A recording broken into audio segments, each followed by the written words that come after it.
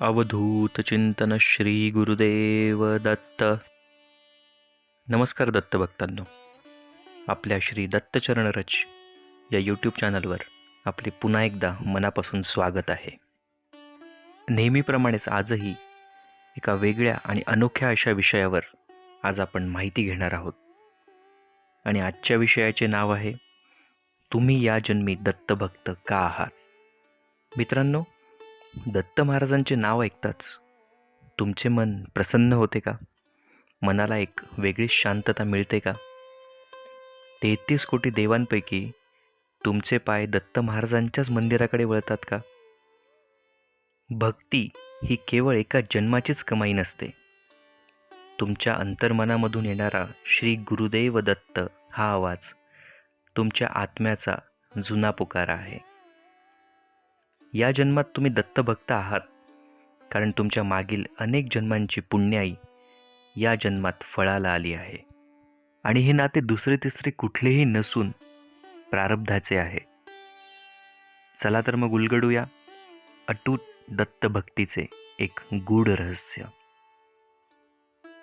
दत्त महाराजांना स्मर्तृगामी म्हणजेच केवळ स्मरण करताच धावून येणारे असे म्हणतात. पण हे स्मरण प्रत्येकाच्या नशिबी नसते. मागील जन्मात तुम्ही कळत न कळत दत्तनामाचा जप केला असेल आणि तेच सात्विक संस्कार तुमच्या सूक्ष्म देहावर कोरले गेले आहेत. या जन्मात तुम्ही पहिल्यांदाच जेव्हा दत्त महाराजांची मूर्ती पाहिली तेव्हा तुमच्या मनातील त्या जुन्या स्मृती जागृत झाल्या. तुमचा मेंदू ते विसरला असेल, परंतु तुमचा आत्मा आपल्या गुरूंना नक्कीच ओळखतो. म्हणजे तुमच्या मागील जन्मातील साधनेचा हा पुढचा टप्पा आहे. अनेकांना कदाचित असे वाटत असेल की आपण अचानक श्रीपाद श्रीवल्लभ किंवा नरसिंह सरस्वती स्वामी महाराज किंवा श्री स्वामी समर्थ महाराज यांच्याकडे ओढल्या गेलो, परंतु अध्यात्मात अचानक असे काहीच होत नसते. या मागील जन्मात तुमची दत्त साधना अपुरी राहिली असावी आणि कदाचित तुम्ही दत्तप्रभूंची सेवा केली असेल, पण काही कारणास्तव तो प्रवास अर्धावर थांबला असावा. आणि म्हणूनच या जन्मात दत्त महाराजांनी तुम्हाला परत साथ घातली आहे, जेणेकरून तुम्ही ती अपूर्ण साधना या जन्मात पूर्ण करू शकाल. आणि जर तुम्हाला असे वाटत असेल की माझ्या आयुष्यात सारखे संकटे येत आहेत, तर असे समजा की ही सर्व संकटे आणि अडचणी तुम्हाला महाराजांच्या चरणांपर्यंत पोहोचवण्यासाठी येत आहेत. आणि ज्याला याचे ज्ञान प्राप्त झाले त्याची खऱ्या भक्तीची सुरुवात येथूनच झाली असे समजावे. जर तुम्हालाही श्रीपाद श्रीवल्लभ, श्री नरसिंह सरस्वती स्वामी महाराज आणि श्री स्वामी समर्थ महाराज यांच्याबद्दल ऐकताना किंवा वाचताना अंगावर काटा येत असेल, तर समजावे की तुमचा त्यांच्याशी एक जुना ऋणानुबंध आहे. यामागील कुठल्या तरी जन्मात तुम्ही त्यांच्या दरबारात एक सामान्य सेवक म्हणून का असेना पण हजर होतात. आणि त्या काळी केलेली छोटीशी सेवा किंवा प्रार्थना या जन्मात आशीर्वाद म्हणून तुमच्या पाठीशी उभी आहे. आणि आयुष्यात जेव्हा तुमचे प्रश्न सुटत नाहीत तेव्हा महाराजच तुम्हाला मार्ग दाखवतात. हा मार्ग मिळणे म्हणजेच तुमच्या जुन्या भक्तीचे गोड फळ मिळणे आहे. तुम्हालाही गाणगापूरबद्दल, नरसोबाच्या वाडीबद्दल, कुरवपूर पिठापूरबद्दल एक वेगळीच अशी ओढ वाटते का? तेथील संगमस्थानावर स्नान करण्याची इच्छा मनात निर्माण होते का? जर असे असेल तर निश्चित समजा की तुम्ही तिथे पूर्वीच्या जन्मात जाऊन आला आहात. आणि म्हणूनच तेथील पवित्र वातावरणाच्या खुणा आजही तुमच्या मनात जिवंत आहेत. जेव्हा तुम्ही त्या भूमीचे नाव ऐकता किंवा त्या भूमीचे नाव घेता तेव्हा तुम्हाला एक वेगळीच ऊर्जा जाणवते. आणि हा अनुभव तुमच्या पूर्वजन्माच्या अस्तित्वाचा सर्वात मोठा पुरावा आहे, जो तुम्हाला पुन्हा गुरुचरणांकडे खेचून नेतो. स्वामींचे भिवू नकोस, मी तुझ्या पाठीशी आहे, हे ब्रीदवाक्य ऐकताच तुमच्या डोळ्यात पाणी येते का? जर असे असेल तर समजून जा, तुमचा स्वामींशी अनेक जन्मांचा संबंध आहे. कारण श्री स्वामी समर्थ महाराज दुसरे तिसरे कोणीही नसून प्रत्यक्ष दत्त महाराजांचे स्वरूप आहेत. मागील एखाद्या जन्मात तुम्ही स्वामींच्या नजरेत आला आणि म्हणूनच त्यांची ती करडी नजर आणि मायेचा हात आजही तुमच्यावर आहे. तुमच्या नकळत तुमची मोठी संकटे टळली आहेत किंवा मोठ्या एखाद्या अडचणीचे रूपांतर छोट्या अडचणीत झाले आहे. आणि हे सर्व होण्यामागे स्वामींचीच शक्ती आहे. हे गुपित तुम्ही जाणून घ्या की तुम्ही एकटे नाही आहात. स्वामींनी तुम्हाला कधीच सोडले नव्हते आणि ते यापुढेही तुम्हाला कधीच सोडणार नाहीत.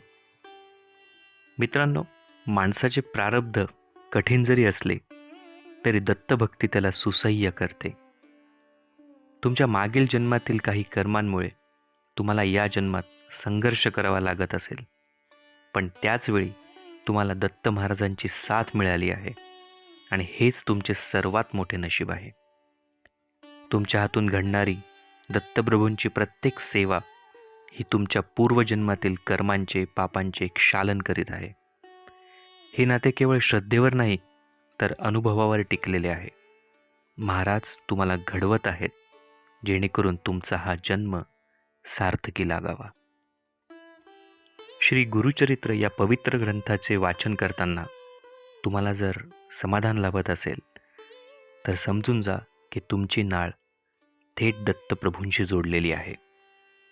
श्री गुरुचरित्र वाचण्याची बुद्धी होणे हेच मुळात मागील जन्माच्या पुण्याईचे लक्षण आहे. अनेक जन्मांच्या भटकंतीनंतर जेव्हा आत्मा थकतो तेव्हा त्याला विसाव्यासाठी दत्त नावाची सावली मिळते. तुमच्या आयुष्यातील चमत्कार हे केवळ एक योगायोग नसून तुमच्या गुरूंनी तुम्हाला दिलेली ही प्रचिती आहे. ते तुम्हाला सांगत आहेत की बाळा, तू माझा आहेस आणि मी सदैव तुझाच आहे. तुम्हालाही औदुंबराच्या झाडाखाली बसल्यावर किंवा तेथे प्रदक्षिणा घालताना शांत वाटते का? एक वेगळे समाधान मनाला मिळते का? त्यामागे देखील एक रहस्य दडलेले आहे. दत्त महाराजांचे वास्तव्य असलेल्या या वृक्षाची सावली तुमच्या आत्म्याला ओळखीची वाटते.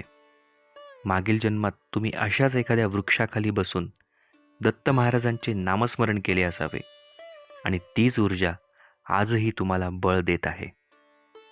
दत्त महाराजांची कृपा म्हणजे असा एक परिस आहे जो तुमच्या आयुष्यातील लोखंडाचे सोने केल्याशिवाय राहत नाही. आणि म्हणूनच ही दत्तभक्ती तुम्हाला वारसा हक्काने मिळालेली सर्वात मोठी संपत्ती आहे.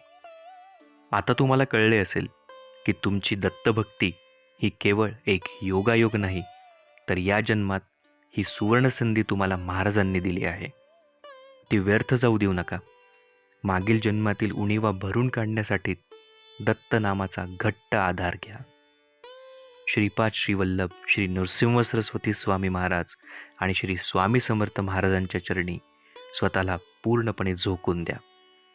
तुमची ही निष्काम भक्तीच तुमच्या येणाऱ्या अनेक पिढ्यांना नवी दिशा देईल आणि त्यांचा उद्धार करेल.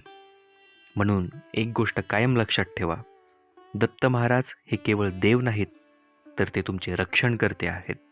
म्हणून जमेल तेवढे दत्त उपासना आणि सेवा ही शेवटच्या श्वासापर्यंत निरंतर करत राहा.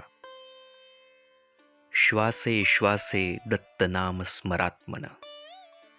श्री गुरुदेव दत्त. तर दत्तभक्तांनो, अशा रीतीने आपला हा आजचा व्हिडिओ इथेच समाप्त होत आहे.